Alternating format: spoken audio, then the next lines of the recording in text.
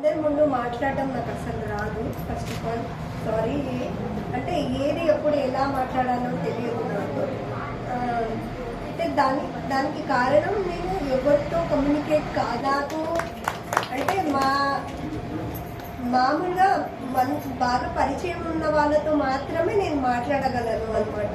అంటే వాళ్ళు ఎదుటి వాళ్ళు నేను మాట్లాడితే అది కరెక్టా రాంగా అని ఆలోచించుకునే లోపల నాకు వేరే ఆలోచన వచ్చేది.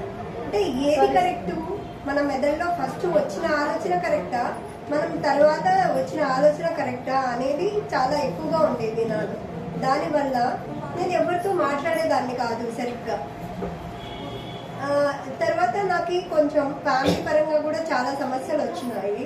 దానివల్ల కూడా ఒంటరి దాన్ని అనమాట. నాకు పిల్లలు లేరు.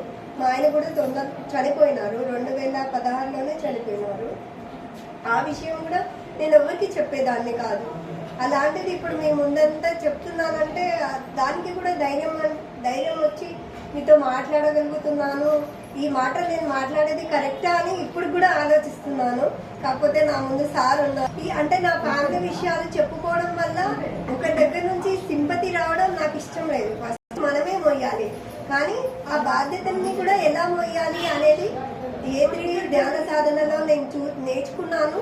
ఇప్పుడు ఇంత కాన్ఫిడెంట్ గా నేను నిలబడగలిగినాను.